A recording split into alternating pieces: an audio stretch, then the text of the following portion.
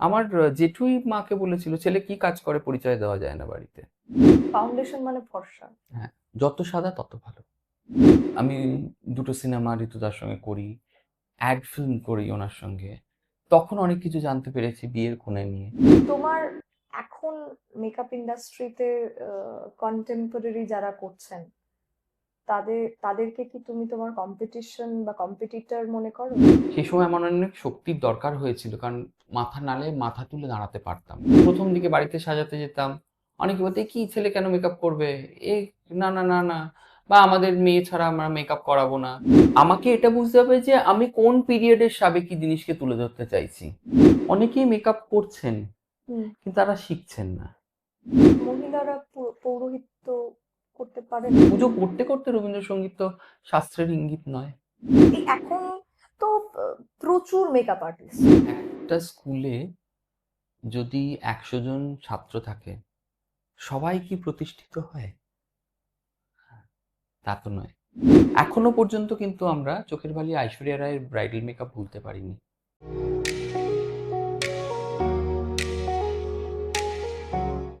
নমস্কার, আবারও একটা নতুন দিন। আর নতুন দিনে একজন নতুন মানুষের পুরনো নতুন, পুরনোও নয় নতুনও নয় এরকম কিছু গল্প নিয়ে কিন্তু হাজির হয়েছি আমি অরুণিমা, আপনাদের প্রিয় অনুষ্ঠান অরুণিমার আড্ডায়।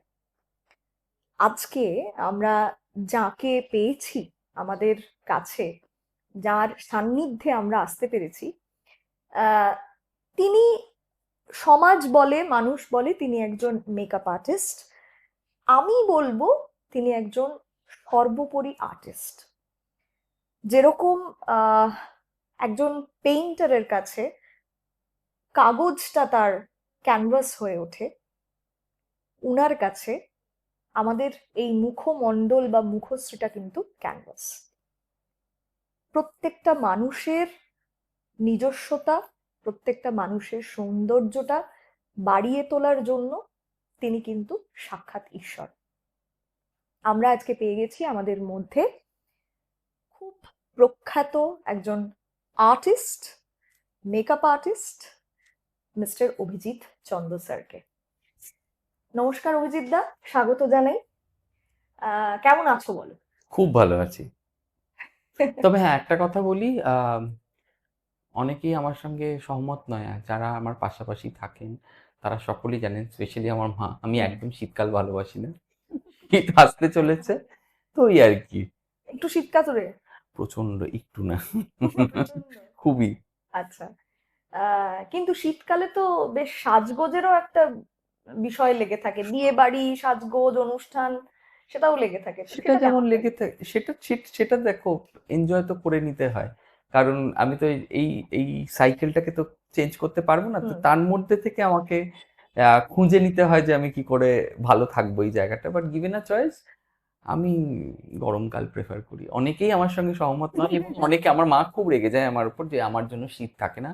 আমার আশপাশে অনেক বন্ধু আছে যারা খুবই রেগে যায় আমার, মানে একদম দাবরানি দিয়ে আমাকে চুপও করিয়ে দেয় এই শীতের জন্য। বাট আমি তাদের দলে পড়ি যারা গরম তুমি ভালোবাসে। রোজ স্নান করো? আমাকে করতেই হয় স্নান। স্নান তো রোজ দুবার করতেই হয়। মানে আমি ভাবলাম শীতকাতুরে হয়তো না স্নানটা স্কিপ করে যাবে। না না না, ওটা না, ওটা মোটেও না। ওটা না। খুব গরম জলে চান করি, বাট করি। Okay, okay. Coming back to questions, makeup যে বিষয়টা যখন তুমি শুরু করেছিলে প্রফেশনালি তখন তো সেইভাবে আসেনি এখন যেরকম রমরমিয়ে চলছে। আহ, তোমার কখন মনে হলো যে মেকআপ একটা প্রফেশন, বা কখন মনে হলো যে জীবনের একটা পরিচয় হতে পারে তোমার ক্ষেত্রে? সত্যি কথা বলতে, ইনিশিয়ালি আমি যখন মেকআপ শুরু করেছিলাম আমাকে সেটা অনেক, কোন সাল? 1999, তারও একটু তখন আগে। তোমার মানে তুমি তখন মানে কিসে পড়তে? Class school? 10। ক্লাস 10? ক্লাস 10? হ্যাঁ, আমি প্রথম আমার জীবনে কোণে সাজানোর ক্লাস 8-এ। ক্লাস 8-এ কোণে সাজিয়েছো? ও মাই গড! বাট সেটা কিরকম ছিল? মানে সেটা সেই এক্সপিরিয়েন্সটা এক্সপিরিয়েন্সটা শোনাবে? তো খুবই ভালো ছিল। মানে সেটা কারণ কি করে এলো সুযোগটা? আমার মা কিন্তু কোনোদিনও সাজতো না। আর আচ্ছা। এটার জন্য দায়ী ছিল হলো আমার দাদু, মানে মামা দাদু, বাবা, হ্যাঁ। দিদা আর আমার বাবা। আচ্ছা, তার কারণ হলো তারা কেউই সাজগোজ পছন্দ করতেন না। মায়ের অল্প বয়স থেকে সেগুলোকে না হতে হতে মায়ের আর কোনোদিনও সেটা মানে ইন্টারেস্ট জন্মায়নি। ইন্টারেস্টই জন্মায়নি। আমার মা এখনো মায়ের কাছে হয়তো হার্ডলি একটা লিপস্টিক আছে, সেটা বিয়ে বাড়ি বা কোথায় যাওয়ার আগে একটু লাগায়। বিয়ে বাড়িতে গাড়ি থেকে নামতে নামতে দেখি লিপস্টিকটা নেই, অভ্যেস নেই বলে। কিন্তু মা ভীষণ ভালো কোণে সাজাতো, এবং সেলাই, আঁকা, আলপনা দেওয়া এগুলো আমার মায়ের কাছ থেকে এসেছিল। আমি মায়ের কাছ থেকে প্রথম কি করে জরির ফিতে কুচিয়ে চুলে বসাতে হয় দেখেছিলাম, কি করে বল খোপা লাগাতে হয় দেখেছিলাম, আর দেশলাই কাঠিকে সরু করে কেটে কিভাবে চন্দন পড়াতে হয় সেগুলো, ওগুলো মায়ের কাছ থেকে শেখা। মানে ওভাবেই করতে প্রথম দিকে যখন তুমি না, স্টার্ট আমি করেছো যখন শুরু করেছি না তখন আমি তখন তুলি এসে গেছে। ক্লাস 8-এ, মানে তখন তুমি হ্যাঁ, তুলি কারণ দিয়ে ছোটবেলায় তো সাজিয়েছিলে? যেহেতু ছোটবেলায় আঁকতাম ডায়েরির মধ্যে, মা জোর করে নিয়ে গিয়ে ড্রয়িং স্কুলে ভর্তি করে দিয়েছিল। পরবর্তীকালে ইনিশিয়ালি ভালো লাগতো না আমার, না কোনো জিনিসটাকে যদি আমাকে বেঁধে দেওয়া হয় আমার খুব একটা পছন্দ না, ভালো লাগে না। তো আহ, ওই ড্রয়িং স্কুলে যাওয়া, ওখান থেকে আঁকা, তারপর আলপনা দেওয়া, এইগুলো থেকে স্টার্ট হয়। আম, ছোটবেলায় তোমার কতটা খেয়াল আছে আমি জানি না, বাট আমাদের সময় কিন্তু ওই ব্যাপারটা খুব ছিল, এত তো প্রফেশনাল বা কমার্শিয়ালাইজেশন হুম, হয়নি জিনিসগুলো। হুম, অমুকের ছেলেকে ডেকে নিয়ে আয়, ঠিক। বাড়িতে আলপনা দিয়ে যাবে, হ্যাঁ। অমুকের ছেলেকে ডেকে নিয়ে আয়, ও কপালে এঁকে দেবে, এই করে স্টার্ট। বা বাড়িতে সেই কাকিমা জেঠিমারা বিয়ের সময় সাজিয়ে দিত। না না, সেটারও একটা ঘটনা আছে। আচ্ছা। আমার দুই কাকা, হুম, রাঙা কাকু, ছোট কাকু। হুম, আমার রাঙা কাকুর বৌভাতের দিনকে আমার মা আমাকে এমন ধমকেছিল সাজাবার সময়, যে আমি রাত পর্যন্ত কোনো কিছু জামা কাপড় না পরে একটা ঘরে গিয়ে শুয়েছিলাম। হুম, কিন্তু আবার পরবর্তীকালে ছোট কাকুর বউকেই আমি সাজিয়েছি। আচ্ছা। কিন্তু আমাদের সময় জিনিসটাই মেকআপ আর্টিস্ট, এই যে সম্মানটা এখন পাচ্ছি, আজকে পডকাস্টে ডেকে আমাকে সম্মানটা দিচ্ছ, সেটা একেবারেই ছিল না।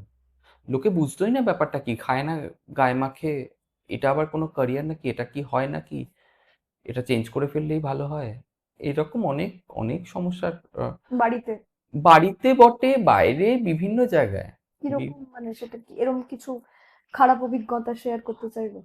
খারাপ অভিজ্ঞতা যদি আজকে আমি বলতে বসি পুরো পডকাস্টটাই শেষ হয়ে যাবে, তাই একটা বলি। আমার জেঠুই মাকে বলেছিল ছেলে কি কাজ করে পরিচয় দেওয়া যায় না বাড়িতে, পাড়ার লোক কি বলে পরিচয় দেওয়া যায় না, কারণ আমার তো 9টা 5টা একটা জামা পরে অফিস যাওয়া ছিল না।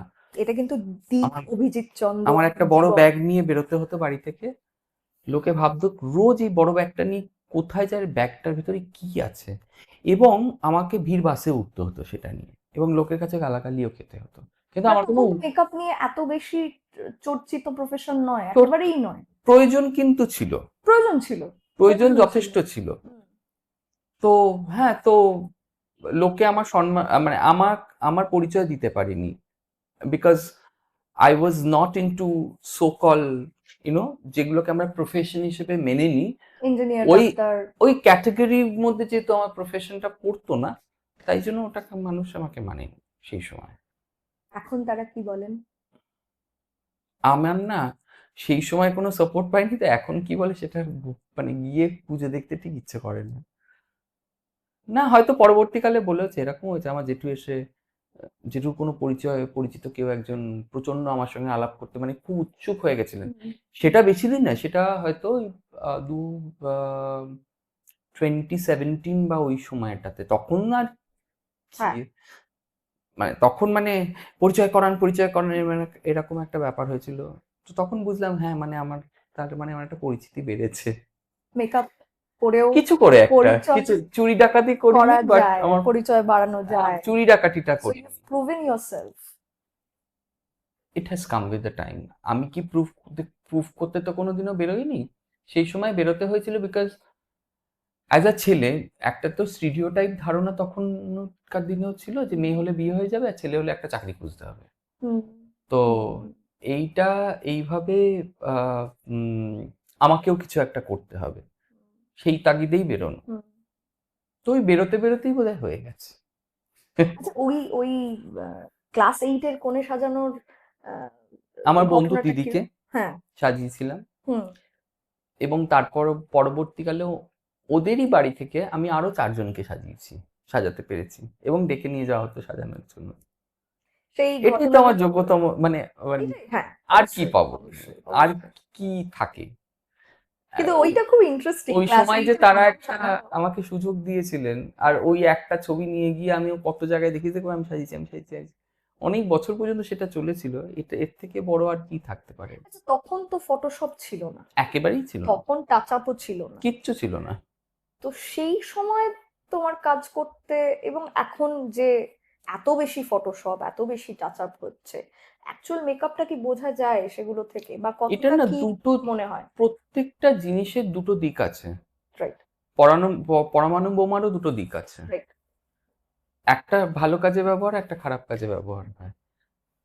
এখন তো আমার নিজেরই অনেক কাজ সুবিধা হয়ে যায়, অনেক সুবিধা হয়ে যায়। কারণ হলো আমরা যখন প্রথম শুটিং করতাম, গালে হয়তো একটা ব্রণ আছে, হুম, হুম, হুম, খুব বড় হলে ইদার শুটিংটা ক্যান্সেল হয়ে যেত, অথবা সেটাকে লাইট ব্যালেন্স করা হতো এবং সাইড চেঞ্জ করে দেওয়া হতো। correct. এছাড়া উপায় ছিল না। এবং মেকআপ আর্টিস্টের উপরে প্রচুর চাপ থাকতো ওইটাকে কাভার আপ করার। আর সত্যি কথা বলতে সারফেসকে কাভার আপ করা যায় না, এটা তখন বোঝানোটা মানুষকে খুব ডিফিকাল্ট ছিল। হুম, এবং আমাদের ফিল্মে শুট হতো। হুম। ফিল্ম কিন্তু খুব এক্সপেন্সিভ জিনিস। একজন মেকআপ আর্টিস্টের জন্য হয়ে যাওয়ার পর তোমরা দেখতে এক তো রেজাল্ট তখন বেরোতো, তখন তার কোনো কন্ট্রোলের কোনো জায়গা ছিল না। আর একজন মেকআপ আর্টিস্টের জন্য প্রচুর ফিল্ম নষ্ট হচ্ছে, সে কিন্তু পরের বার রিপ্লেস হয়ে যাবে। হয়েছে তুমি কখনো তোমার এরকম নিশ্চয়ই কখনো? হয়েছি, অবভিয়াসলি হয়েছি। এই অভিজ্ঞতাগুলো থাকে বলেই তাই জন্য অভিজ্ঞ বলা হয়। আমাদের একটা পোলোরয়েড ব্যাগ পাওয়া যেত তখন ক্যামেরার, পোলোরয়েড ব্যাগের, এবং শুধুমাত্র যারা খুব নামি এবং এক্সপেন্সিভ ফটোগ্রাফার ছিলেন তাদেরই পোলোরয়েড ব্যাগ থাকতো, সকলের থাকতো না। ওই পোলোরয়েড ব্যাগ, একটা পোলোরয়েড বেরোতো, এক একটা পোলোরয়েডের জন্য আবার ওনারা আলাদা চার্জ করতেন। ওই পোলোরয়েডটা মানে লিটারেলি কি হতো, নিয়ে তারপরে ওটাকে ড্রাই করা হতো। হুম, ড্রাই করবার সময় আমরা লিটারেলি মানে চোখ বন্ধ করে প্রার্থনা করতাম যেন পোলোরয়েডটা ঠিকঠাক আসে। পোলোরয়েডটা যদি উতরে গেল মানে সারাদিনের জন্য আমি উতরে গেলাম, পোলোরয়েড যদি না উতরায় আবার আমার তখন মানে 4 জন আমার ওপর লাফাচ্ছে, কিন্তু সেটা ছিল। এখন অনেকটা ইজি হয়ে গেছে, হ্যাঁ, তো এখন যারা করছেন। অনেকটা ইজি হয়েছে, অনেক আমাদের নিজেদের জন্য ইজি হয়েছে। তবে হ্যাঁ, যেভাবে একটা জিনিসকে ব্যবহার করা হচ্ছে অনেক সময় ঠিক ব্যবহার হচ্ছে না। হুম, কিরকম মানে ঠিক সেটা? বেঠিক তো দুটোই রয়েছে। হ্যাঁ, আহ একটা তো হলো আমাদের নিজেদেরই আমরা দেখি না। আজকে একটা দিনের অ্যাসাইনমেন্ট ক্যান্সেল হয়ে যাওয়া, you are not getting paid. আজ আজকাল আমাদের অ্যাসাইনমেন্ট ক্যান্সেল হয় না, একটা যদি একনে থাকে সেটাকে রিমুভ করে দেওয়া হয় পরে, হয়ে গেল। সেটা আমাদের একটা সুবিধার জায়গা দাঁড়ালো। একটা যদি বড় একনে হয়, এখন আর অতজন আমার পেছনে দাঁড়িয়ে ভাই ওই একনেটা আছে তোকে কিন্তু দেখতেই হবে, ঠিক করতেই হবে, ওটা কিন্তু ঠিক করতেই হবে, মানে টার্গেট, মানে ওটা ঠিক করতেই হবে, মানে করতে হবে মানে করতেই হবে আর কি। সেগুলো হয় না, এগুলো আমাদের কাছে সুবিধা। হুম। আর অপব্যবহার অপব্যবহার হলো উল্টে দেখুন পাল্টে গেছি, এটার সাংঘাতিক একটা সমস্যা। মানে কি ছিলাম কি হলাম। আচ্ছা, এই জায়গা থেকে বলবো যে সুন্দর মানে ফর্সা, একেবারেই নয়। এইটা, এই কনসেপ্টটা এখন কি যাচ্ছে? এটা না আমি বলছি, তুমি যখন ব্রাইড সাজাও তখন কি তারা এসে ডিমান্ড করে যে আমার যেন ফর্সা হয়, গালগুলো এটা যেন না সারা খুব, জীবন থাকবে। তাই না? কখন হয়েছিল, কখন থেকে এসেছিল, আমার মনে হয় ইন্ডিয়ানরা ব্রিটিশদেরকে দেখার পর এটা ভাবনা শুরু করেন যে ফর্সা মানেই সুন্দর, গায়ের রং পরিষ্কার না হলে সে সুন্দর না। একেবারেই নয়। অসাধারণ দেখতে, অসামান্য দেখতে মানুষজন রয়েছেন যারা তথাকথিতভাবে ফর্সা নন। In fact most of the makeup artist hmm, আমি দেখেছি, যাদের সঙ্গে আমি হুম, বড় বড় মেকআপ আর্টিস্ট যাদের সঙ্গে কাজ করেছি, বা আমার নিজের ক্ষেত্রেও আমি বলছি, আমার কিন্তু মানে কষ্ট পাবেন না, যারা ফর্সা তারা কষ্ট পাবেন না। আমার কিন্তু সত্যি কথা বলতে ওই শ্যামলা গায়ের রং প্রচন্ড পছন্দের জায়গা, আমি খুবই ভালোবাসি। তো মানে দুর্ভাগ্যবশত এখনো ফেয়ারনেস ক্রিমের হ্যাঁ, বিক্রি রমরমিয়ে চলছে। গ্লুটাথাইন কিভাবে চলে? ফেয়ারনেস ক্রিম তো রয়েছে, গ্লুটাথাইন মানুষ কিভাবে ব্যবহার করে? রাইট। তো সেটা থেকেই তো বোঝা যায়। Even foundation, right. একটা সময় ছিল যখন আমরা মেকআপ শিখেছিলাম, বা the science of makeup we right. Learn that foundation is there to even out, mistakes. No, even out your skin tone even out your skin tone. Same কালারে। এবং অনেক সময় সেই সময় দাঁড়িয়ে আমি বিদেশিদের দেখতাম ইভেন স্কিন লাগবার জন্য ওনারা এক শেড ডার্কার ফাউন্ডেশনও ইউজ করতেন। ও আপনি অনেক ভিডিও আছে, অনেক প্রো আর্টিস্ট আছেন, হলিউড মেকআপ আর্টিস্ট আছেন, দেখবেন তাদের প্রো টেকনিকে they are actually using darker foundation on the face to even out the skin tone. But আমাদের ক্ষেত্রে কিন্তু পুরো ঠিক উল্টো। জিনিসটা উল্টো। ফাউন্ডেশন মানে ফর্সা। হ্যাঁ, যত সাদা তত ভালো, তাতে যাই লাগুক না কেন। এই এখন তো প্রচুর মেকআপ আর্টিস্ট, মানে এরকম একটা সময় তোমার সাথে কথা হচ্ছিল যে একটা সময় মানুষের আহ, খুব একটা কিছু করণীয় না থাকলে চলো একটা বুটিক খুলে ফেলি, এরকম একটা কনসেপ্টে প্রচুর বুটিক হয়ে গেল। ঠিক তার তার আগে একটা পার্লার করে ফেলি এরকম একটা হলো। এখন প্রায় ঘরে ঘরে মেকআপ আর্টিস্ট, এটা আমি মানে অসম্মান না করেই বলছি আর আর কি। কিন্তু আহ, সবাই যে ভালো কাজ করছেন সেটা কি তোমার মনে হয়? মানে আমি এরকম অনেক সোশ্যাল মিডিয়ায় দেখেছি যারা একটা স্কুলে যদি 100 জন ছাত্র থাকে, সবাই কি প্রতিষ্ঠিত হয়? তা তো নয়। কেউ কেউ খুব ভালো কাজ করছেন, নিশ্চয়ই তাদের মধ্যে প্রতিভা আছে, হুম ভালো কাজ করছেন। হুম কেউ কেউ জাস্ট, এটা একটা হিড়িক, অনেক টাকা হুম ইনকাম করা যায়, এবং যা একটা কিছু করে হলো ভাইরাল হয়ে আমি এসে গেলাম, হুম। আমার ভাইরাল ব্যাপার ট্যাপার অনেকদিন চললো, তারপরে শেষ। আমার মনে হয় এই যে consistency, which is very important. সেটা মানে এই কনসিস্টেন্সিতে তারা থাকতে ভাইরাল কোনো জিনিসই কনসিস্টেন্ট হবে না, কোনোদিনই হবে না। ভাইরালটা ভাইরালই, তুবড়ির মতন হুশ করে উঠবে, ফাঁস করে পড়ে যাবে। হুম। যার থাকার, যার কনসিস্টেন্সিতে থাকার, সে চিরকাল থেকে যাবে। আচ্ছা, তুমি যে মেকআপ যখন করো তুমি, তোমার কি মনে হয় যে ফ্লস গুলোকে ঢাকছো নাকি ইনসিকিউরিটি গুলোকে ঢাকছো? সিকিউরিটি ইনসিকিউরিটি তো প্রত্যেক মানুষের মধ্যে থাকে, আমার মধ্যেও আছে। হুম। আমাকে সকালবেলা ঘুম থেকে উঠে যদি খুব ভালো একদিন না দেখতে লাগে, আমারও ইনসিকিউর লাগে।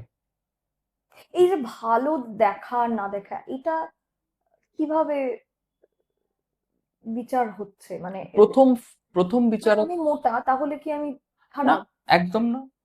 প্রথম বিচারের ব্যাপারটা তো হলো আমার কমফর্ট। রাইট। তাহলে বলে কেন good hair day, bad hair day?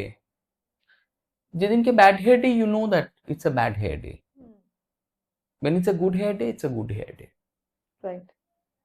এই কনসেপ্টগুলো তো রয়েছে। রাইট।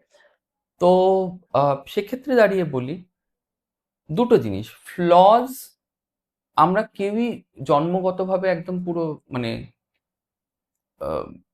পারফেক্ট নই। ফ্ললেস প্রত্যেকের মধ্যে ফ্ললেসের সংজ্ঞাটাই different, hmm it's very subjective. Very আমার কাছে যেটা ফ্ললেস, সেটা তোমার কাছে ফ্ললেস নাও হতে পারে, ট্রু। একজন তৃতীয় ব্যক্তির কাছেও সেটাও না হতে পারে, বা হতেও পারে। হ্যাঁ। তো প্রত্যেকের ইন্ডিভিজুয়াল চয়েস, আমরা কোনোটাকে খারাপ বা ভুল না রং এটা বলতে পারি না। We are different people, we have different choices, right. সেটা আমরা করতেই পারি। তার বেসড অন দ্যাট আমরা কাউকে সেটা বলতে পারি না। এবার গুলো যেগুলো থাকে, হ্যাঁ আমি মানলাম, যদি কারুর চোখের তলায় পিগমেন্টেশন, সেটাকে আমরা ঢেকে ফেললাম, ঢাকার পরে দেখতে ভালো লাগছে, অটোমেটিক্যালি কিন্তু আমার নিজেকে একটা ভালো লাগবে, একটা বুস্ট আসবে, একটা একটা confidence। কনফিডেন্স আসবে।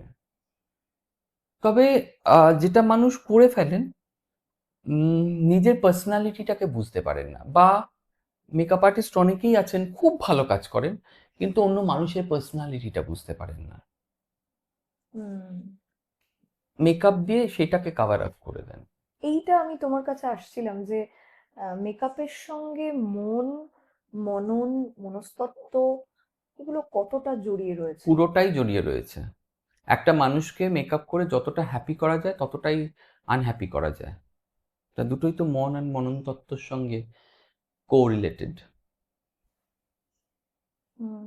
নিশ্চয়ই আছে। আজকে একজন মানুষ যদি আনন্দ পায় বা সে সারাক্ষণ সাজার পরে আনন্দ পেল, সর্বক্ষণ সেটা নিয়ে আহ, বলছেন যে আমার আজকে কি ভালো লাগছে, কি ভালো লাগছে, তো অবভিয়াসলি তিনি তো আনন্দ পাচ্ছেন, তাই। তার মনটা আনন্দ পাচ্ছে। আর একজন খুবই দুঃখিত, সারাদিন ধরে দুঃখিত, না আমি ভীষণ খারাপ হয়েছে মেকআপ, আমি একদম হ্যাপি নই। আমার ক্ষেত্রেও হয়, অন্যদের ক্ষেত্রেও হয়, আচ্ছা, সকলের এমন ক্ষেত্রেই হয়। কখনো হয়েছে তোমার কোনো একটা মেকআপ করেছো, ব্রাইডের ক্ষেত্রে বলছি কারণ সেগুলো তো রিয়েল টাইমের হুম। এতে হয়, তো খুব খুশি হয়েছে এমন কোনো একটা ঘটনা ঘটেছে যেটা তোমার সারা জীবন মনে থেকে যাবে, মানে এত হ্যাঁ, আপ্লুত হয়েছে তুমি? ব্রাইডের বাবা মাথায় এসে হাত রেখে আশীর্বাদ করেছেন যে জীবনে আরো অনেক প্রতিষ্ঠিত হও, আরো অনেক বড় হও। বা অনেক মেসেজ আসে, এক বিয়ে ওয়েডিং এর পরের দিনকে অনেক মেসেজ আসে যে আমাকে এত লোক এত কিছু বলেছে, খুব ভালো লেগেছে। সেগুলোই তো পাও না, আর কি পাবো? সকালবেলা উঠে ওরকম একটা মেসেজ দেখলে সারাদিনের জন্য দিন ঠিক হয়ে যায়। Next day. অ্যাবসলিউটলি। তোমার সাজানো আমি অনেক দিন ধরে ফলো করি, এবং তোমার সাজানোর মধ্যে না অদ্ভুত উম, কিছু বাঙালিয়ানা আছে, নন্দন বোধ আছে, কিছুটা স্পিরিচুয়ালিটিও আছে বলে আমি বিশ্বাস করি। কারণ সেটা আমি যেহেতু তোমাকে বহুদিন ধরে সোশ্যাল মিডিয়ায় দেখেছি, তোমার মধ্যে একটা স্পিরিচুয়াল জার্নি তুমি শুরু করেছো। তো এই নন্দনবোধ, এই আলপনা দেওয়া, এই চন্দন, এই বাঙালিয়ানা, এই এই ইন্সপিরেশন গুলো কোথা থেকে এসছে মা? প্রথমটা তো সেটাই ডেফিনেটলি, বলকপা বাঁধা, মাথায় জরির ফিতে লাগানো। আমি এখনো অনেকেই যখন বলি যে মাথায় জরির ফিতে, তারা বিশ্বাস করে উঠতে পারবে না এবং তাদের আইডিয়াটাই নেই যে আদৌ ওটা হয় কি করে। তো সেটাকে ফিরিয়ে আনা, এগুলো তো মায়ের কাছ থেকে। হুম। আলপনা দেওয়া, মা ওই চাল গুঁড়ো করা, তার মধ্যে তুলো ভিজিয়ে পিটুলি বানিয়ে আলপনা দেওয়া, ওই জিনিসগুলো তো মায়ের কাছ থেকে। তখন তো ব্রাশও নেই, এবং হুম। সেটা যে একটা র্যান্ডাম আলপনা হতো তা কিন্তু না, হুম। এক্সট্রিম আর্টিস্টিক আলপনা হতো। হুম। বা মা যখন সেলাই করতো বা কোনো এমব্রয়ডারি করতো, তখন তো দেখতাম সেগুলো তো এক্সট্রিম, মানে নান্দনিক ছোঁয়া থাকতো সেগুলোতে। তারপরে কি ঋতুপর্ণ ঘোষের সঙ্গে কাজ করা, হ্যাঁ, অনিরুদ্ধ চাকলাদারের গাইডেন্স, সব মিলিয়ে একটা। এক তো হলো স্কুল ডেজে, আনফর্চুনেটলি আমি কোনোদিনও অনিরুদ্ধের কাছ থেকে শিখতে পারিনি, কিন্তু ফর্চুনেটলি তারপরে আমি এত সাপোর্ট পেয়েছি যে আই থিঙ্ক, মানে I will call myself to be a lucky person. Number one. Number two, ঋতুদা হ্যাপেন্ড, আমি দুটো সিনেমা ঋতুদার সঙ্গে করি, অ্যাড ফিল্ম করি ওনার সঙ্গে। তখন অনেক কিছু জানতে পেরেছি বিয়ের কোণে নিয়ে। এবং ওই দেখা, ওই বসে থাকা, ওই ওই জিনিসটাকে দেখা, এখনো পর্যন্ত কিন্তু আমরা চোখের বালি ঐশ্বরিয়া রায়ের ব্রাইডাল মেকআপ ভুলতে পারিনি। আমরা অনেক স্টাইল নিয়ে আসছি, অনেক কিছু নিয়ে আসছি। তারপর ঋতুদা অনেক ছোট ছোট ছোট ছোট ছোট ছোট জিনিস শিখিয়েছিলেন, যে কিরকম? ঠাকুর বাড়ি থেকে কি করে চন্দন এসেছিল, ঠাকুর বাড়িতে কিভাবে চন্দন লাগানো হতো। এছাড়া আমার বন্ধু বান্ধবরা, তাদের সঙ্গে যখন আমি আলোচনা করেছি যাদের এই সব ব্যাপারগুলোতে ইন্টারেস্ট আছে। ইন্টারেস্ট আছে বা তারা জানে, তারা পড়াশোনা করেছে, তাদের কাছ থেকে জানতে পেরেছি বা এখনো পারছি। হুম। প্রথম চন্দন ঠাকুরবাড়ি থেকে আহ, সাধারণভাবে বেরিয়েছে, এটা তো অনেকেই জানেন। আমি তখন জানতাম না, কিন্তু ঋতুদার সঙ্গে না মিশলে হয়তো জানতেও পারতাম না। তোমার সব থেকে ইন্টারেস্টিং বলো, ইনোভেটিভ বলো, ভালো লাগার বলো একটা কাজ, একটা সিনেমা যেটা তুমি করেছো, যেখানে তুমি কাজ করেছো, আরেকটি প্রেমের গল্প, খুব মানে জনপ্রিয় সিনেমা। জনপ্রিয় এবং খুব চ্যালেঞ্জিং আমি বলবো। এক্স্যাক্টলি। কি করে রিসার্চ করতে হয়, কি করে রিসার্চ করে একটা লুককে রিক্রিয়েট করা। ক্রিয়েট করা বা রিক্রিয়েট করা, সেটা করতে হয়, এটা ঋতুদার কাছ থেকে শিখেছিলাম। তখন খুব বিরক্ত লাগতো সেই সময়, যে প্রত্যেক দিন মিটিং, প্রত্যেক দিন লুক টেস্ট, প্রত্যেক দিন করতে হচ্ছে, প্রত্যেক দিন এখন বুঝি যে কতটা ইম্পর্টেন্ট ছিল। মানে খেটে শেখা আর ঝোঁকে শেখা দুটোর মধ্যে যে ডিফারেন্স রয়েছে, সেটা কিন্তু আমি ওখান থেকেই বুঝতে পেরেছি। আম, ওরকম ভাবে না শিখলে হয়তো ডেপথে যেতে পারতাম না, যতটা যেতে পেরেছি। কতটা যেতে পেরেছি নিজেও জানি না এখন। না, এটা তো তুমি being very humble, very down to earth, এটা গ্রাউন্ডেড দেখো, এগুলো তো আমরা ল্যাঙ্গুয়েজ ডেফিনেটলি ব্যবহার করি, বাট আমি যে কি আমি সেটা তো নিজে বুঝি। তো সেই আমি তো এখনো দেখছি যে অনেক কিছু তারপরেও অজানা রয়ে গেছে, তারপরেও শিখছি, তারপরেও জানছি। আচ্ছা, মেকআপের কিছু মিথ তুমি বলবে যেগুলো এখনো রয়ে গেছে সোসাইটিতে, এখনো আমরা প্রথমটা সেগুলো তো ফর্সা করে দাও, ফর্সা করে দাও। প্রথম। প্রথম। দ্বিতীয়ত, আমার যা পার্সোনালিটি সেটাকে ঢেকে দাও, ঢেকে দিয়ে আমার যা ইয়ে রয়েছে সেটাকে তার বাইরে নিয়ে চলে যাও। এগুলো তো মিথি। মানে ব্রাইডরা এখনো আসলে এটাই ফার্স্ট ডিমান্ড করে যে ডিমান্ডটা না, আমি এক কথায় ঠিক বলে উঠতে পারবো না। হুম তো আমি ওভার দ্য ইয়ার্স কাজ করে এখন যেটা দেখেছি, থ্যাঙ্কস টু সোশ্যাল মিডিয়া হোক বা যেভাবে হোক, মানুষের তখন একটা ধরন ছিল যে আমার এটা বিয়ের সাজ, বা আমার এটা এই ধরনের যেটা হয় সেটা। এখন আমরা সোশ্যাল মিডিয়ার দৌলতে যেটা দেখতে পাই, সেটা কিন্তু যারা পোস্ট করেন তারা নিজেরাই অনেক সময় জানেন না তারা কি পোস্ট করছে। কতটা পাল্টে গেছে মানে অনেকটা পাল্টেছে। আজকে সাবেকি সাবেকি সাবেকি সাবেকি কথাটা আমরা চলছে। আমাকে এটা বুঝতে হবে যে আমি কোন পিরিয়ডের সাবেকি জিনিসকে তুলে ধরতে চাইছি। হুম এই প্রশ্নটা করলে কিন্তু উত্তর করতে পারবেন না তারা। আমাকে এটাও জানতে হবে যে আমি কোন পিরিয়ডের সাবেকিটাকে চাইছি। এক্স্যাক্টলি। আমি যেটাকে দেখেছি না আমার আগে, যেটাকে আমি দেখিনি, সেটা কি হবে। কোন পিরিয়ডটা, কোন কোন কালের পিরিয়ড, কথা বলছেন? কোন সাল থেকে কোন সাল, 60s 70s 90s? 50s 30s, কোনটা? সবকটাই তো সাবেকি। একটা পিরিয়ড ফিল্ম তৈরি করতে গেলে যারা ডিরেক্টর আছেন তারা যেভাবে পড়াশোনা করে, যে আমি একটা পুরনো ফিল্মকে রিক্রিয়েট করব, বা আমি একটা পুরনো ক্যারেক্টারকে ঘটনাকে রিক্রিয়েট করব। করব, তখন তারা কি করেন, তারা ওই সালটাতে গিয়ে আহ, ইয়ে করেন, তৈরি দেখেন, করেন। তৈরি করেন, তারা পড়াশোনা করেন, তারা ইনভেস্টিগেট করেন। আমার মেকআপের ক্ষেত্রেও তো একই জিনিস। আমি সাবেকি কোনটা, মানে আমি ঠাকুরবাড়ির সাবেকি করব, ঠাকুরবাড়ির সাবেকি থেকে কিন্তু সেই সময় যে হিন্দু সাবেকি, তার মধ্যে কিন্তু ডিফারেন্স রয়েছে। ট্রু। সবকটাকে মিলিয়ে ফেললে তো চলবে না। এখন সেটা চলছে না, এখন সোশ্যাল মিডিয়া। সাবেকির নামে যে কোনো একটা কিছু চলছে, সেটা খারাপ হয়তো নয়, ভালো। কতটা পাল্টেছে অভিজিৎ দা? অনেক মানে মানে অনেক অনেক আহ, মানে throughout the years you have been working, makeup অনেক পাল্টেছে। প্রথম দিকে মেকআপ ওয়াজ এক্সট্রিমলি লাউড, মানে মানে loud in the sense because আমরা সিনেমাগুলো দেখি না, আমরা হুম। যদি সাপোজ চালবাজ দেখি, hmm. Chaalbaaz is like one of my favourite cinema because এই মেকআপের পার্টিকুলার সিনটার জন্য আমরা চালবাজ দেখি, বা তার আগে সিতার গীতা দেখি, তার আগে গাইড দেখি, তারপরে আস্তে আস্তে আমরা দিল তো পাগল হ্যায় দেখছি, তারপরে আমরা আস্তে আস্তে চেঞ্জ হচ্ছে হচ্ছে। এখন যে আমরা দেখি, পুরো যে এই যে পুরো জার্নিটা, সিনেমার যে জার্নিটা, তাতেই তো মেকআপ আমরা অনেকটা ডিফারেন্স দেখতে পাবো। কারেক্ট। আমরা শর্মিলা ঠাকুরকে দেখি আর এখন করিনা কাপুরকে দেখি, কতটা ডিফারেন্স দুটো জিনিসের মধ্যে। বা তখনকার শর্মিলা ঠাকুরকে দেখি, এখনকার শর্মিলা ঠাকুরকে দেখি, সেখানেই তো কতটা ডিফারেন্স। এটা তো সময়ের সঙ্গে সঙ্গে ইভলভ করবেই। তবে এখন বোধহয় মানুষ অনেক বেশি সচেতন হয়েছে মেকআপ নিয়ে, মানে যেটা একটা সময় আমরা, মানে সাধারণ মানুষ আমি বলছি, মানে এখন বোধহয় অফিস গেলেও একটা মেকআপ করার একটা যে প্রবণতা বা একটা নিউড মেকআপ বা ইত্যাদি এইগুলো হচ্ছে, কিন্তু একটা সময় আমার মনে হয় না 80s বা 70s সেই সচেতনতাটা ছিল না মনে হয়।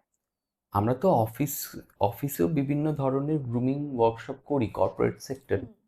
কেন করি? যাতে তারা শিখতে পারে। আগে যেটা হতো, একটা পার্টিকুলার সেক্টরে মানুষকে মেকআপ ব্যবহার করতে হতো। কারেক্ট। সাপোজ ইয়ার কেবিন ক্রু, রাইট, রাইট, বা তখন যেটা বলা হতো এয়ার হোস্টেস, রাইট। তাদেরকে যেমন ইট ওয়াজ ম্যান্ডেটরি, বা যারা হোটেলের রিসেপশনে চাকরি করছেন তাদের জন্য এগুলো ম্যান্ডেটরি ছিল, হুম, বা ফিল্মে, হুম, সিরিয়ালে, মডেলিংয়ে হুম। এগুলো ম্যান্ডেটরি ছিল, বাট নর্মাল কর্পোরেট অফিসে ছিল না। এখন কর্পোরেট অফিসে যারা আহ, একটু ধরুন যাদের কাজটাই হলো মিটিং পিপল, রাইট। তাদের ক্ষেত্রে তো খুবই ইম্পর্টেন্ট হয়ে গেছে। হুম, তো সেই সময় উম, এই জিনিসগুলো অনেক সময় ছিল না, এখন হয়েছে। আর সত্যি কথা বলতে, আপনি যদি গ্রুমড হন, অটোমেটিক্যালি আপনাকে যিনি দেখছেন বা যাকে আপনি ডিল করছেন, আপনার উল্টো একটা গুড দিকের ভাইব মানুষটা, যায়। আপনার তার অ্যাটিটিউডটা টুয়ার্ডস ইউ চেঞ্জ হয়ে যায়। Change. একটা পজিটিভিটি চলে আসে। পজিটিভিটি আসে, অনেক বেশি কনফিডেন্ট ফিল ফিল করায় করে। অন্য মানুষটাকে, বা আম, অনেক বেশি অ্যাপ্রোচেবল হয়ে যায়। হুম। সেই জিনিসগুলো রয়েছে, and it's part of the grooming. আমার মনে হয় যে গ্রুমিংটা খুব ইম্পর্ট্যান্ট প্রত্যেকটা মানুষের কাছে, প্রত্যেকটা প্রত্যেক মানুষের। মানুষের নিজস্ব গ্রুমিং আছে, প্রত্যেক মানুষের তার প্রফেশন অনুযায়ী তার গ্রুমিং আছে। হুম। আচ্ছা, তোমার যারা সোশ্যাল মিডিয়ায় তোমাকে ফলো করে তারা জানে মেকআপ ছাড়াও তোমার আরেকটা দিক রয়েছে, ঈশ্বর সাধনা বলো, পুজো বলো, স্পিরিচুয়ালিটি বলো। when did you feel যে স্পিরিচুয়ালিটি ইজ কলিং ইউ? কখন থেকে তোমার এই বোধটা, ঈশ্বর সাধনা, আধ্যাত্মিকতা আসলো? প্রথম জিনিসটা তো আমি বলবো, স্পিরিচুয়ালিটিটা কি আমি বুঝি না, হুম, আমি এখনো বুঝতে পারি না। এবং আহ, সত্যি কথা বলতে, আহ, আমি আদৌ কি স্পিরিচুয়াল সেটাও আমি জানি না। হুম, করতে ভালো লাগে তাই করি। হুম, সাধনা, সাধনা ইজ এ ভীষণ বড় জিনিস। আমি কতটা করছি তা তা আমারও জানা নেই। সাধনা যদি একটা গোটা সমুদ্র হয়ে থাকে, তার থেকে হয়তো আমি একটু ছোট্ট একটা চামচ দিয়ে একটু জল তুলেছি, হুম, বা তুলতেও পারিনি, চেষ্টা করছি। হুম, এটা বাকিরা, আমার বাইরে থেকে যারা আমাকে দেখছে, তারা হয়তো বলতে পারবে আমি কতটা করতে পেরেছি। কারণ হুম, আমি অনেক ঈশ্বরের কৃপায় আমি অনেক সাধকের সংস্পর্শে এসেছি এবং আসছি, এবং আমার আশপাশে অনেকে রয়েছেন। হুম, আমি আমি জানি যে আমি তারা কতটা এগিয়ে এবং আমি কতটা পিছিয়ে। তো আমি এই কথাগুলো একদমই নিজের ব্যাপারে বলতে চাই না যে আমি খুব স্পিরিচুয়াল, হুম, আমি প্রচন্ড ঈশ্বর সাধনা করছি। আমি যতটুকুনি করছি আমার ভালো লাগছে, আমি তাই করছি। আমার ইচ্ছে হচ্ছে, এটা আমাকে আনন্দ দিচ্ছে তাই করছি। বিসাইড ইয়োর প্রফেশন, এই জিনিসটা আমাকে খুব আনন্দ দেয়, ব্যাস। আমি একদমই নিজেকে কোনোভাবে উচ্চ মার্গের সাধক বা আহ, ভীষণই স্পিরিচুয়াল, এগুলো একদমই ক্লেম করতে চাই না। আমি একজন সাধারণ মানুষ।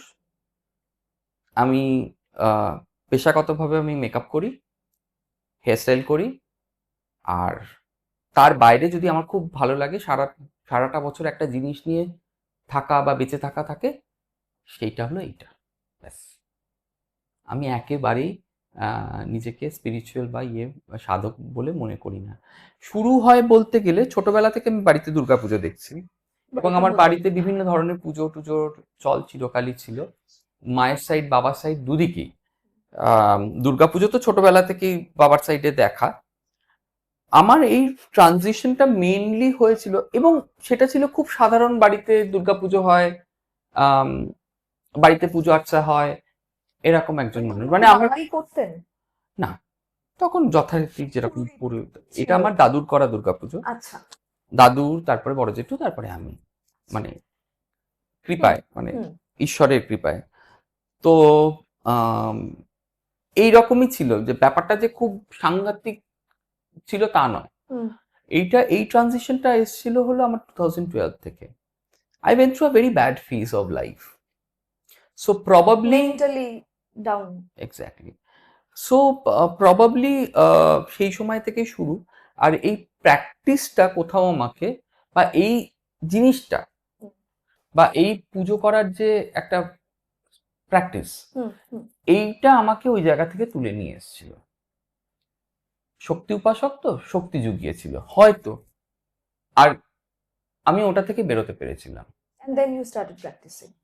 তারপরে আমি এখন যেভাবে চলেছি, বা যে সংস্কারে আবদ্ধ হয়েছি এই জায়গায় আসার জন্য, এটা একটা ওয়ান ওয়ে ট্র্যাক। এটা যাওয়ার রাস্তা আছে, ফেরতের কোনো রাস্তা নেই। আমি যদি কালকে মনে করি না আমার আর ভালো লাগছে না, আমি করবো না, আমি হয়তো করবো না, কিন্তু তার ফলাফলটা খুব একটা ভালো হবে না। এটা আমাকে যখন when I entered, I had to be aware that it is a one way track. You can enter but you can't come back. There is no U-turn. হুম যতটুকুনি করো, যেভাবে করো, যতটুকুনি ঈশ্বর তোমাকে সাপোর্ট করে যাচ্ছেন তোমার করার পিছনে, অতটুকুনি করে দাও, বাট তুমি ফেরত আসতে পারবে না। যে ঠিক আছে, I want to be back to my those, মানে ওই জায়গাটায় আমি ফেরত চলে আসবো, ইটস নট পসিবল। হ্যাঁ, আমি বন্ধ করে দিতে পারি, তাতে আমাকে পুলিশ অ্যারেস্ট করবে না, কিন্তু যার জন্য করছি সে কিন্তু দেখতে পাচ্ছে, এটাকে আমার জানতে হবে, এইটুকুনি আমি মানি। মানে এই সংস্কার আহ, মেনেই ঈশ্বরের কাছে পৌঁছানো যায়। প্রত্যেকটা জিনিসের জন্যই তো আমাকে একটা আহ, জায়গাকে অবলম্বন করতে হবে। হুম আজকে যদি আমি বলি যে আমি 2 বছর ধরে অপারেশন থিয়েটারে কাটাচ্ছি, এবং আমি সব সার্জারি করতে পারি, আমাকে একটা স্ক্যালপেল হাতে দিয়ে দেওয়া হলো, আমি সার্জারিটা করতে পারবো? হুম বা আমি তার জন্য তার পারমিশন পাবো? প্রত্যেকটা জিনিসের একটা সিস্টেম আছে, প্রত্যেকটা জিনিসের একটা পাথ আছে, হুম। সেইটাকে আমায় ফলো করতে হয়। এবং মেকআপের ক্ষেত্রেও তাই, এটার ক্ষেত্রেও তাই। আচ্ছা, অনেকে ইদানিং আমরা দেখছি যে একটু অন্যরকম ভাবে ঈশ্বর আরাধনা করছেন, গান গেয়ে তাদের মতো করে বাংলায় সেটাকে ট্রান্সলেট করে করছেন, তেও তারা যাচ্ছেন এবং পুজোও তারা করছেন। তো সেটা নিয়ে তুমি কি বলবে, মানে সেটা তোমাকে তোমার আমি কি না মতামত? ট্রেডিশনকে ধরে রাখার ভীষণ পক্ষপাতী। হুম, আমি, আর আমাদের এই ট্রেডিশন, বাংলার যে ট্রেডিশন, অসংখ্য দুটো বাংলা এখন বিভক্ত হয়ে গেছে, হুম, কিন্তু দুই বাংলার যে ট্রেডিশন, এটাকে আমি খুব ধরে রাখার পক্ষপাতী। হুম, আমি না নতুন করে আমার মতন করে কিছু তৈরি করে নিলাম এবং সেটাকে নিয়ে চালাচ্ছি, এটার আমি পক্ষপাতী নই, একদমই নই। হুম, আমি যদি দুর্গাপুজো করে থাকি বা কালী পুজো করে থাকি, আমি যে শাস্ত্র থেকে দুর্গা বা কালীকে খুঁজে পাচ্ছি, আমি সেই শাস্ত্রেরই পথ অনুসরণ করব। আমি তো আমার নিজের মতন করে দুর্গা বা কালীকে পাচ্ছি না। হুম, আমি তো দুর্গা বা কালীকে আমার মতন করে নিয়ে চলে আসতে পারি না, পারছি না। আমরা যেখান থেকে আমি পেয়েছি, যে শাস্ত্র থেকে ওনাদের উপমা বা বর্ণনা পাচ্ছি, সেই শাস্ত্রেরই একটা দিক দর্শন করানো রয়েছে, যে this is the way you are suppose to do it. আমি ওটা নিতে পারছি, আমি এটা কেন নিতে পারবো না? কেন সেই ক্ষেত্রে আমার নিজের জিনিসপত্র তৈরি হয়ে যাবে? তাও ঠিক আছে, আমি আমার ঘরের ভেতরে আমি কি করি, আমি কারোর কাছে দায়বদ্ধ নই জবাব দিতে। যখনই সেটা পাবলিকলি হবে, আমি কিন্তু দায়বদ্ধতায় বিশ্বাস করি। এই যে ঝোঁকের মতন একটা কথা যে বলি, যে ঘরে ঘরে মেকআপ আর্টিস্ট, এটাও একটা ফেজ। হুম। যে জিনিসটা যে জিনিসের মতন। মহিলারা পৌরোহিত্য করতে পারেন? কেন বা পারবেন না? সেটা নিয়ে তোমার কোনো আমি যদি অসুবিধে নেই? আমি খুব ডেপতে যাচ্ছি না, কারণ আমাদের এই পডকাস্টটা তো অন্যভাবে। আমি আমার গুরুমাদের পুজো করতে দেখেছি। উম, আমি রামকৃষ্ণ মিশনের যারা সন্ন্যাসিনী আছেন, তাদেরকে আমরা সকলে তাদেরকে পুজো তো করতে দেখতে পারি। তাহলে কেন পারবেন না? নিশ্চয়ই পারবেন, কিন্তু তাকে সেই সংস্কারে আবদ্ধ হতে হবে। আজকে হুম, আমিও যে দুর্গাপুজো করি, আমিও একটা সংস্কারে আবদ্ধ হয়ে, হুম, আমার গুরুর কাছ থেকে আবদ্ধ হয়ে, হুম। তারপর আমি পারছি করতে। তার পারমিশন নিয়ে সেই সংস্কার কারণ নিয়ে। এগুলো গুরুমুখী বিদ্যা, হুম, গুরু শেখাবেন। এখন আমরা ইন্টারনেটে পেয়ে যাচ্ছি, বইতে পেয়ে যাচ্ছি, হুম, শাস্ত্রেই তো বলেছে যে বই দেখে এবং গুরুর পারমিশন ছাড়া কোনো জিনিস করা আর পাথরের ওপরে বীজ ফেলে জল ঢালা এক। মাটির ওপর বীজ ফেলে জল ঢাললে গাছ হবে, পাথরের ওপর বীজ ফেলে জল ঢাললে কি গাছ হবে? এটা তো শাস্ত্রের ইঙ্গিত। রবীন্দ্রসঙ্গীত কেন গাইবো না? একটা পুজোর সঙ্গে একটা সাংস্কৃতিক সন্ধ্যা তো থাকেই, আমরা অল্প বিস্তর দেখতে পাই, সেখানে রবীন্দ্রসঙ্গীত। পুজো করতে করতে রবীন্দ্রসঙ্গীত তো শাস্ত্রের ইঙ্গিত নয়। এবং পুজো করতে করতে একটা জিনিস বলা আছে, এটা সকলেই হয়তো আমার সঙ্গে সহমত হবেন।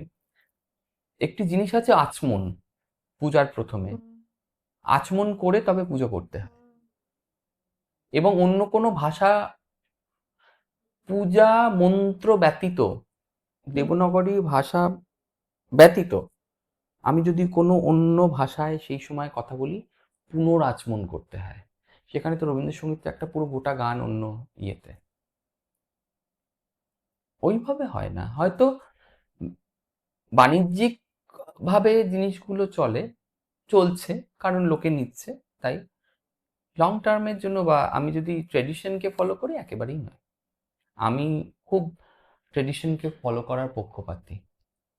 সেটা ইউ সেড দ্যাট আমার সাজানোর মধ্যে একটা ট্রেডিশনাল ছাপ রাখে, হ্যাঁ, এই ক্ষেত্রে আমি খুবই পক্ষপাতী। আর মহিলারা কেন পুজো করতে পারবে না? নিশ্চয়ই পারবেন। তারা তারাও যদি একজন ব্রাহ্মণ সন্তান, সে তো জন্মেই ব্রাহ্মণ হয় না, তাকে তার উপনয়ন সংস্কার দিতে হয়। একজন মহিলাও সংস্কারে আবদ্ধ হোক এবং যেভাবে যেভাবে শাস্ত্র ইঙ্গিত করছে সেভাবে করুক, কোনো অসুবিধা নেই। আমি অনেককে করতে দেখেছি, অনেককে দেখতে পাই। কি ক্ষতি? কোনো ক্ষতি নেই। কিন্তু হ্যাঁ, ওই জায়গাটা ফলো তো করতে হবে। আমার যতটুকুনি শাস্ত্রের ভালো ততটুকুনি আমি নেবো, আর যতটুকুনি পছন্দ হচ্ছে না সেটা নেব না, তাহলে তো ভাবের ঘরে চুরি হয়ে যাবে। একদম একদম। আচ্ছা, অভিজিৎ দা, ধরো তোমার জীবনে তোমার জীবনটাকে সাজাতে গিয়ে তোমাকে বলা হলো যে কোনো প্যালেটে যে কোনো 5টা রং তুমি চুজ করতে পারবে, সেই 5টা রং কি হবে এবং কেন তুমি চুজ করতে চাইবে সেই 5টা রং? 5টা রং কি করে চুজ করবো? কারণ আমার তো সবকটা রঙই পছন্দের। তো এক্ষেত্রে যদি একটু করতে হয়। আমার প্রথম পছন্দের রং হলো সবুজ। আমি কেন বলতে পারবো না। আচ্ছা। তারপরে আমি পছন্দ করি হলুদ, হুম, তারপরে পছন্দ করি আমি লাল, হুম, তারপরে পছন্দ করি নীল, হুম। এবং প্রবাবলি তারপরে আই উইল চুজ অরেঞ্জ। ওকে। তোমার কাছে অভিজিৎ দা মেকআপের টু ডু লিস্ট কি? টু ডু লিস্টটা না খুব ডিপেন্ড করে পার্সন টু পার্সন। ওকে।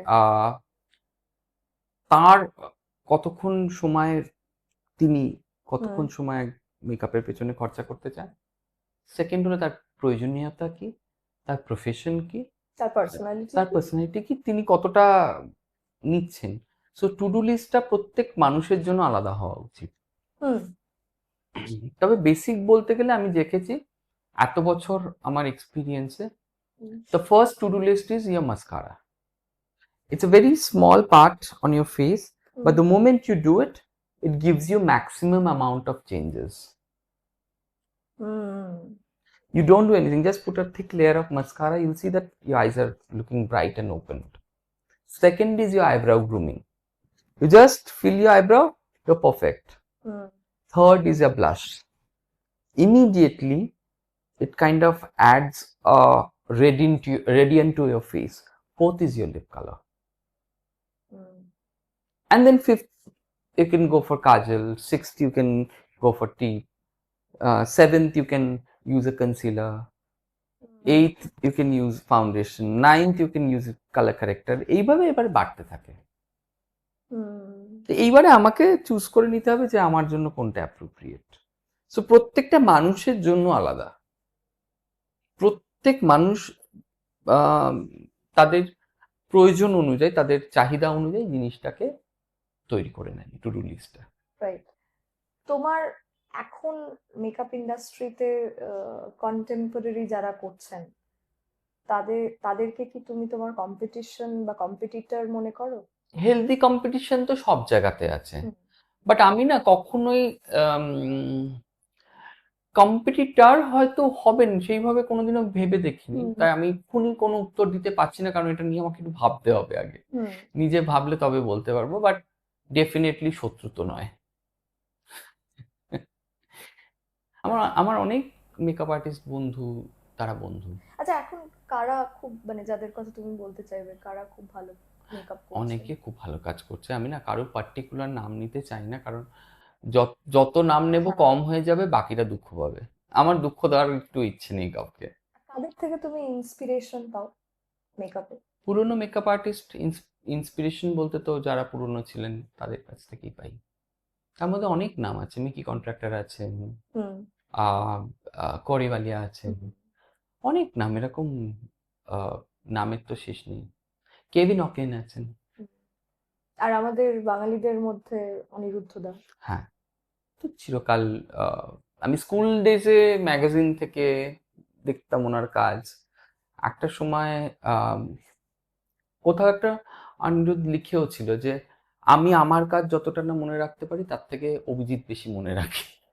তো সেটা একটা বিশাল বড় হ্যাঁ হ্যাঁ, ইন্সপিরেশন। নিশ্চয়ই, ডেফিনেটলি। এবং আমি খুবই এক সময় খুব আম, সম্মান এবং ভয় পেতাম। সম্মান করি, এখনো করি, বাট ভয়ও পেতাম তার যেটা সঙ্গে সঙ্গে। বলছিলে যে অনিরুদ্ধ বাবুর মায়ের সঙ্গে তোমার একটা খুব প্রচন্ড, ওটাতে তো আসবোই। ভালো তার আগে একটা সম্পর্ক। ছোট ঘটনা বলি।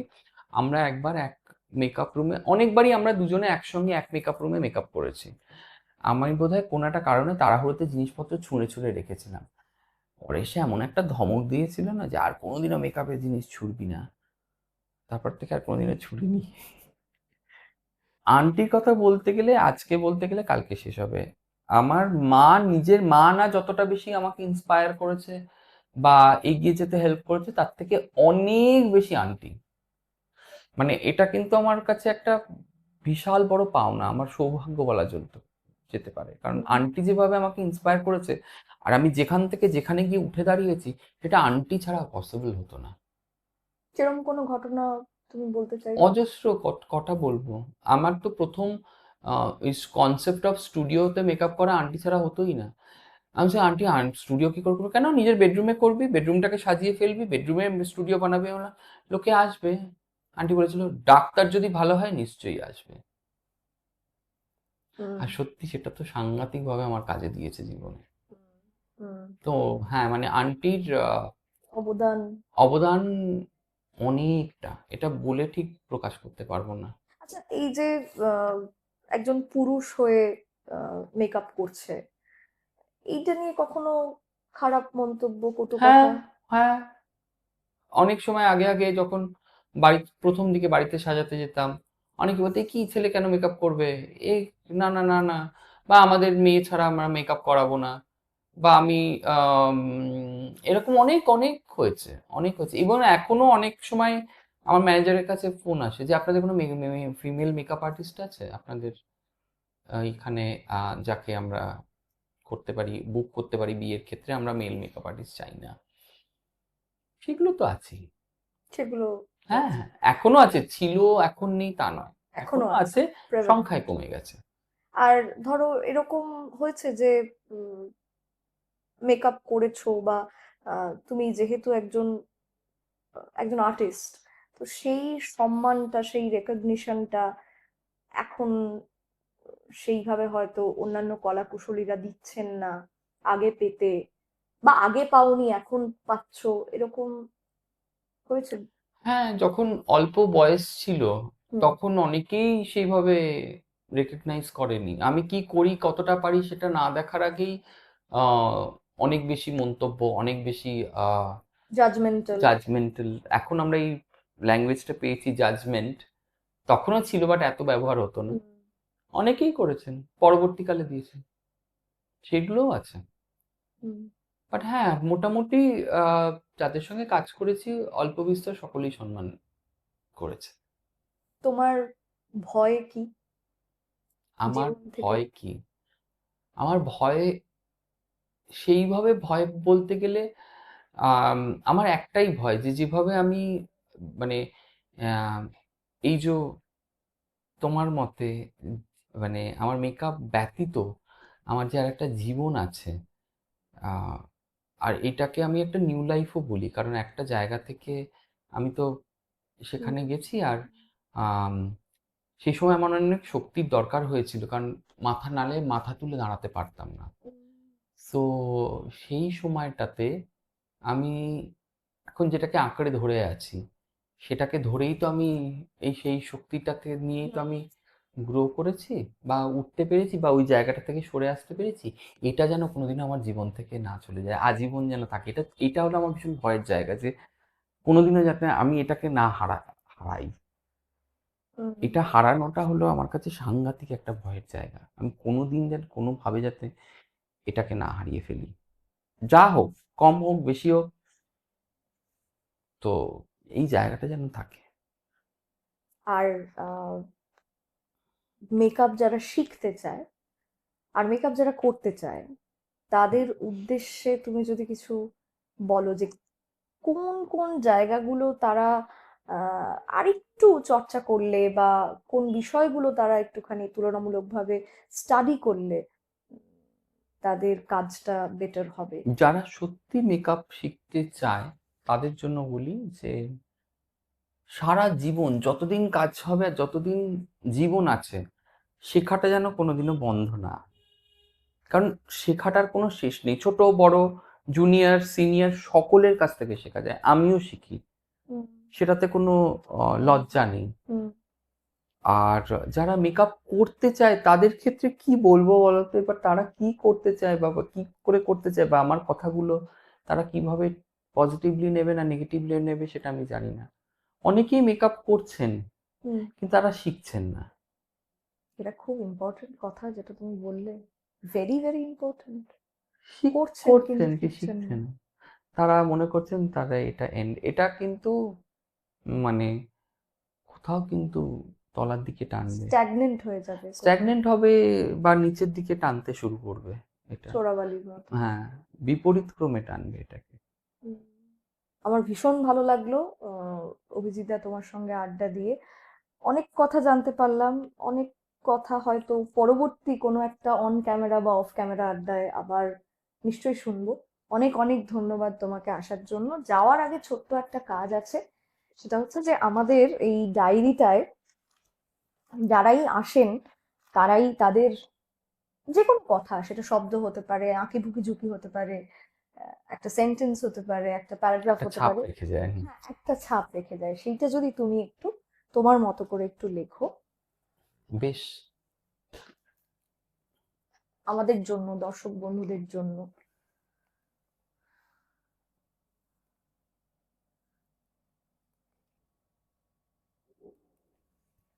আচ্ছা, কি লিখলে একবার যদি পড়ো। আবার আসতে চাই। Thank you so much. আমরাও আবার আবার অনেকবার তোমাকে পেতে চাই, আহ গল্প করার জন্য, আড্ডা মারার জন্য।